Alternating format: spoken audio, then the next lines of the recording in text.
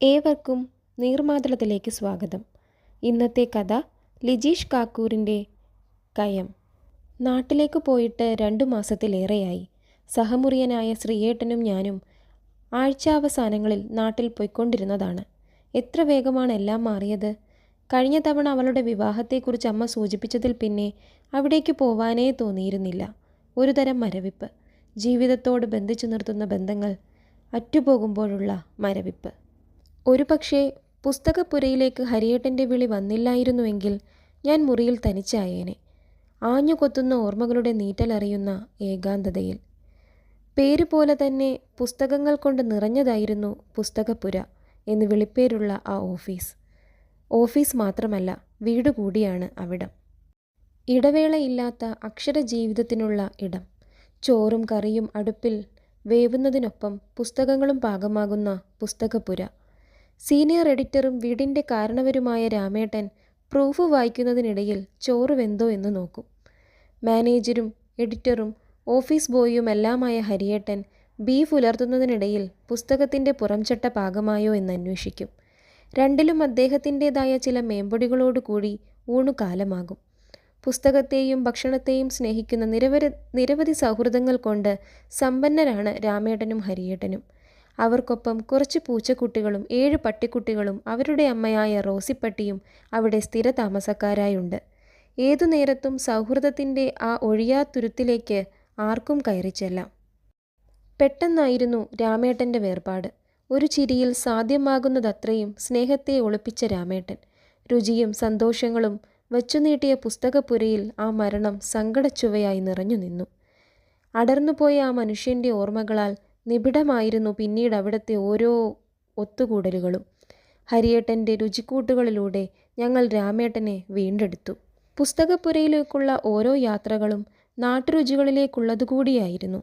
ചോറിനും കറിക്കുമൊപ്പം വറുത്ത ഉണക്കമീനും ചുട്ട പപ്പടവും കാന്താരി ചമ്മന്തിയും അടക്കമുള്ള നാട്ടുരുചികൾ. നഗരരുചിയുടെ മടുപ്പേറുമ്പോഴൊക്കെയും ഹരിയേട്ടൻ്റെ വിളിക്ക് ഞാൻ കാതോർക്കും. അന്നും അതങ്ങനെ തന്നെയായിരുന്നു.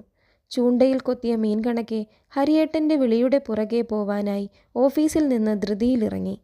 പുറത്തു മഴ കോരിച്ചൊരിഞ്ഞു. വലിയ കാലുള്ള വയസ്സൻ കുടയ്ക്കുള്ളിൽ ഞാൻ സുരക്ഷിതനായി. കൊച്ചിയിൽ നിന്ന് കോട്ടയത്തേക്കുള്ള KSRTC ബസ്സിൽ കയറിയപ്പോൾ തന്നെ ഹരിയേട്ടനെ വിളിച്ചു.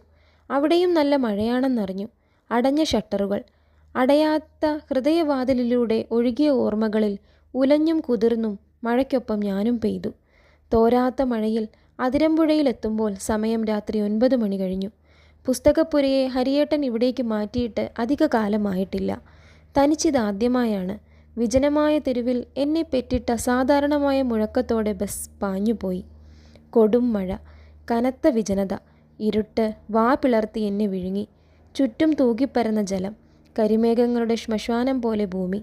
അവസാന ശ്വാസവും വെടിഞ്ഞ് ഫോൺ പോക്കറ്റിനുള്ളിൽ ചലനമറ്റു. എവിടെയും ജലം, അധികം അകലെയല്ലാതെവിടെയോ രുചിയും വെളിച്ചവും കൊളുത്തി പുസ്തകപ്പുര കാത്തിരിപ്പുണ്ടെന്ന ഉറപ്പിൽ ഞാൻ നടത്തം തുടർന്നു. ഇരുട്ടിൻ്റെ മരണക്കൊതി പോലെ ചുറ്റിനും ജലമിരമ്പി. ഭയം മകുടിയൂതി തുടങ്ങി. എൻ്റെ കാലുകളിൽ ഭ്രാന്തമായ കരുത്തോടെ ജലം പിടിയുറപ്പിച്ചത് പെട്ടെന്നാണ്. ഒരു ചുഴിയിലേക്ക് അതെന്നെ പറിച്ചു നടുകയാണോ? നീന്തലറിയാത്ത ശരീരം പിടഞ്ഞു തുടങ്ങി.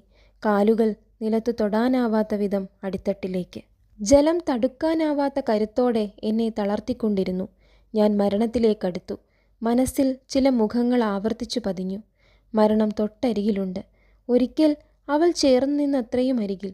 മരണവെപ്രാളത്തിലും മനസ്സിൽ അവൾ വേലിയേറ്റ തിരമാലയായി. മരണപ്പിടച്ചിലിനിടയിൽ ദുർബലമായൊരു ചെടിത്തണ്ടിൽ കൈയുടക്കി. ജലപ്രവാഹത്തിൽ കുതിർന്നുലഞ്ഞൊരു ചെടിയുടെ നേർത്ത കൈകൾ. ജീവിതം സകല ആസക്തികളോടെയും അതിൽ വിരൽ കോർത്തു. മായാജാലമെന്ന പോലെ ആ ചെടി എന്നെ ജലപ്പരപ്പിലേക്ക് വലിച്ചടുപ്പിച്ചു.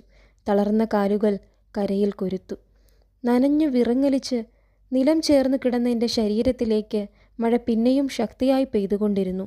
മിന്നൽ വെളിച്ചത്തിൽ എൻ്റെ കുടയും ഒറ്റ ചെരുപ്പും വെള്ളത്തിൽ പൊന്തിക്കിടക്കുന്നത് കാണാമായിരുന്നു. പതിയെ എഴുന്നേറ്റ് അതേ മഴയിലൂടെ ഞാൻ ദിക്കറിയാതെ നടന്നു. ഒരു ബൈക്കിൻ്റെ വെളിച്ചം അടുത്തെത്തി. ഹരിയേട്ടനാണ്. എവിടെയായിരുന്നു നീ?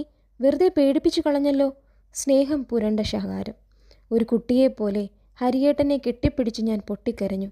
ആർത്തുലച്ചു പെയ്ത മഴയുടെ ഇരമ്പലിൽ ഹരിയേട്ടൻ്റെ ആശ്വാസവാക്കുകൾ അമർന്നുപോയി. ഞങ്ങൾ പുസ്തകപ്പുരയിലെത്തി. അവിടെ എനിക്ക് പരിചയമുള്ളതുമല്ലാത്തതുമായ ആരൊക്കെയോ ഉണ്ടായിരുന്നു. മുറിയിൽ വസ്ത്രം മാറി ഞാൻ പുറത്തെത്തുന്നതിനിടെ ഹരിയേട്ടൻ സംഭവിച്ച കാര്യങ്ങളൊക്കെ അവരോട് പറഞ്ഞിട്ടുണ്ടാകും. തണുപ്പെൻ്റെ ശരീരത്തെ ഉലയ്ക്കുന്നുണ്ടായിരുന്നു. ഹരിയേട്ടൻ ഒരു ലാർജ് ഒഴിച്ച് എൻ്റെ നേരെ നീട്ടി. ഒറ്റ വലിക്ക് കുടിച്ച് ഗ്ലാസ് ഞാൻ മേശപ്പുറത്ത് തിരികെ വെച്ചു. തുറമുഖ നഗരവും തിരുവിതാംകൂറിലെ ഏറ്റവും പഴയ വ്യാപാര കേന്ദ്രങ്ങളിൽ ഒന്നുമായിരുന്ന അതിരമ്പുഴയിലെ ആഴമുള്ള ചന്തക്കുളത്തിലായിരുന്നു ഞാൻ ചെന്നു വീണതെന്ന് അവിടെയുള്ളവരുടെ സംസാരത്തിൽ നിന്നും എനിക്ക് മനസ്സിലായി. തണുപ്പും എല്ലുനുറുങ്ങുന്ന വേദനയും എന്നെ മയക്കത്തിലേക്ക് തള്ളിയിട്ടു. അകത്തു വിരിച്ച പായയിൽ ഞാൻ കിടന്നു.